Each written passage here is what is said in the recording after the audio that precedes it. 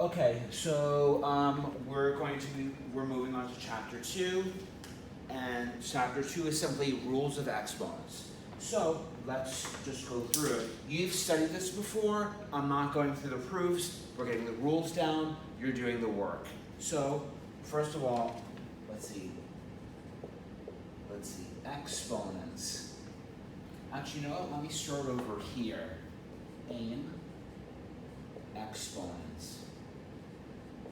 Yeah, if you were in my class or advanced, you did exponents. So like you're expected. First of all, I want you to think about this question. I would like you to find the square root of 2 squared, and I want you to think about what is the cube root of 7 cubed, right? Because we're obviously we're going to be studying exponents with fractional exponents. So something to think about. Figure out how to do this in your calculator or on the computer. Okay, let's join us. So we see that this is 2, and you can see that this is 7. So you can say, oh, you know what? There seems to be some connection. Okay. Exponents. We know exponents are repeated multiplication. So for example, if you saw 2 to the 3rd, you would know that this represented the idea of 2 times 2 times 2, which is 8. Once again, repeated multiplication. 4 squared, 4 times 4, that's 16, repeated multiplication. Last year and this class, we're really going to expand that idea. We're going to raise something to the negative power, to a fractional power. In really advanced classes, you're going to be raised something to an imaginary power. So let's get to the rules. So once again, I want to write this as, I want to use the idea of ben.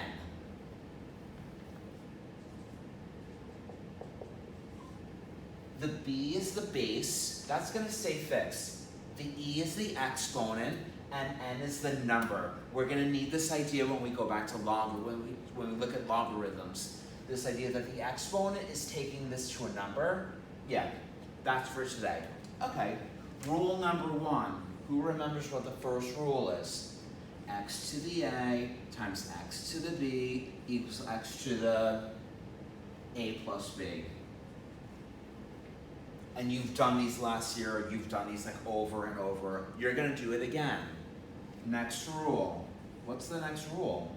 X to the a divided by x to the b equals x to the a minus b.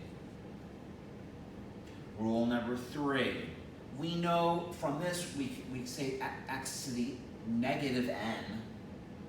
It ends up being 1 over x to the n. And on a side note, also, we know that 1 over x to the negative n is equal to x to the n. These are examples that you will see in the problems, but once again, you did this last year.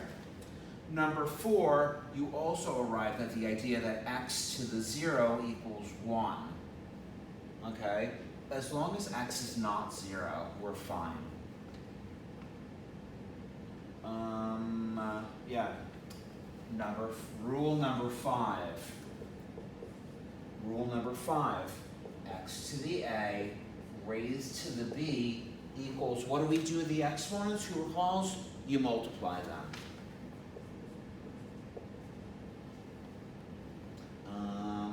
Here's a side thing. It's not really in the book, but I just want to see, if you have the product, if you're raising a product to a power, it's kind of like the distributive property. You raise each product to the power. Number 7. Number 7 is the interesting one. The idea that the radical, taking something to the nth power, is actually a fractional exponent. How does that happen? Now we're going to start to raise like 16 to the 1/2. Well, if you put it in your calculator, you can see this makes sense. You'll see it's 4. Or if you put 81 to the 1/4, you'll see it's 3. And you might say, okay, you know what, that makes sense, because if 16 to the 1/2 is 4, then 4 squared is 16. If 81 to the 1/4 is 3, then 3 to the 4th is 81. Well, how can we prove that? How can we prove that? Well, we kind of go back to the do now, and we see that a root raised to a power equals the number raised to the first power, right? So let's take a look at that actually. Let's take a look at, so proof. So the first proof is I'm looking at the variable x. Well, if I can raise it to 1, right? Correct? Well, you recall from algebra that 1 is, how did we cancel out, when we did like 2x equals 6? Well, we multiplied both sides by 2. The 1/2 times 2 gave us the 1. So I could write this as, 1 over n times n. Right? And then we know, so, perfect. So the idea is, we see from the example that 1 over n, this is our nth root from the example. So that's the idea. Another proof that I like is, let's show that radical x equals x to the 1/2, right? So I know that radical x times radical x is equal to x, right? Because radical 2 times radical 2 is 2. Radical 7 times radical 7 times radical 7 equals 7. The cube root of 7 times the cube root of 7 times the cube root of 7 equals 7. So let's start with basic. Radical x times radical x equals x to the 1. Well, I'm going to let radical x equal x to the p. I don't know what that power is. I know that it's x to the p times x to the p. Well, what does rule 1 say? Well, we add them together. Right? And what we're going to see in the last step is that if the bases are the same, the exponents are the same, therefore p equals 1/2. And I can do this with, let's say radical x, radical x, radical x. We know that this is cube root, we know that's x, right? We're going to let the cube root of x equal x to the p. I don't know what my p is. I'm thinking it's a fraction. I don't know. So I substitute this. I get x to the p times x to the p times x to the p equals x to the 1. 3p equals 1. P equals 1/3. And so from that, you can extrapolate that the square root of n, the nth root of x equals x to the 1 over n. Now, you can take this a little further and say x to the m over n. This is rule, what rule is this? Well, this is like, I guess it's like 7b. So x to the m over n, you know what? You say, it's x to the 1 over n raised to the m power. Just break it up so you have the fractional exponent, and then you're basically raising it to a power. You could say, Mr. Adler, you know what? I first want to raise it, or I want to raise it to a power and then take the root. That's totally up to you. So let's do an example. Let's do an example here. If I say 64 to the 2/3, I'm expecting my higher level students to look at this, and I'm expecting all my students to look at this and say, you know what? I'm going to take the cube root of 64 squared. I know 4 times 4 times 4 is 64. You should know your squares. Probably won't ask it without a calculator, but it's something you should kind of know. Like 5 to the third is 125. 10 to the third is 1,000. Stuff like that.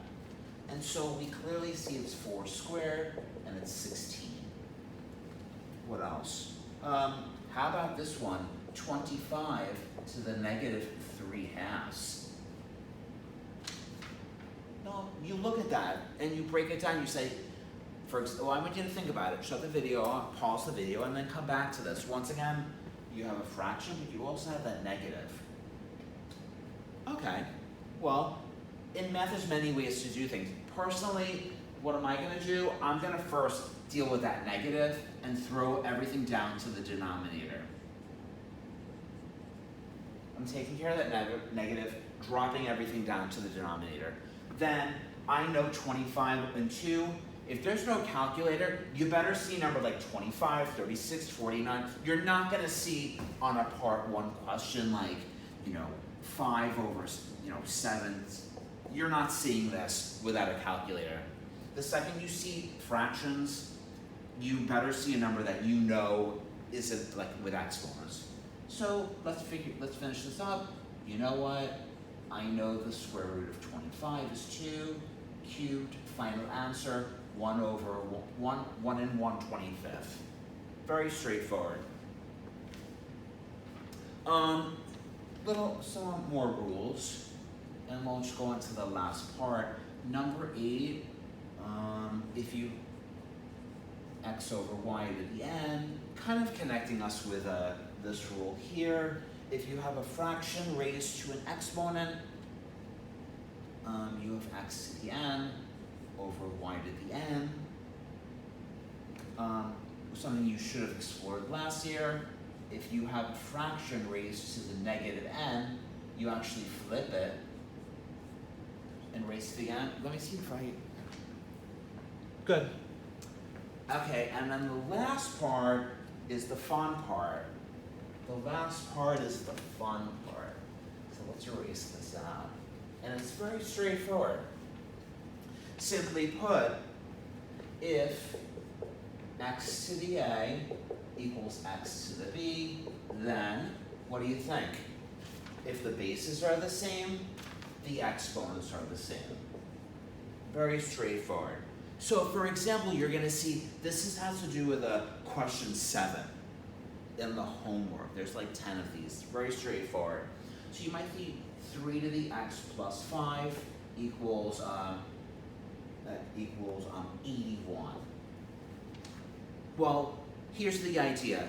When you see an exponential equation like this, you're in the world of exponents. So you're going to turn everything into a common base. So you say, you know what? That 3 stays, but that 81 becomes 3 to the 4th.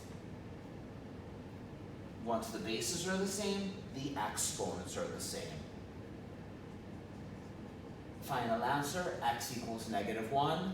Please check. Please check. This isn't like 8th grade algebra where like you solve it and then no one cares. Like just check your answer. And then you notice, check.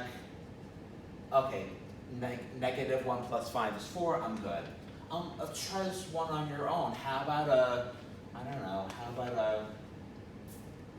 how about 9 to the 2x plus 1 equals 27 to the x minus 3. Pause your computer and figure it out. Once again, okay. The second you see in the homework, you go 9, 27, we're in the world of exponents, you're like 3. So it's 3 squared times 2x plus 1, and 3 to the 3rd, x minus 3. You have the same base. Make sure you properly multiply those exponents through. And then you have two equations. 4x plus 2 is equal to 3x minus 9. X equals -11. Just check the numbers out. what is it, negative 22? Yeah, you might want to use a calculator, but you should be fine. And then the answer is negative 11. Sounds good. Are we finished? Yep. Pretty good? Yep. Try these problems. 2A.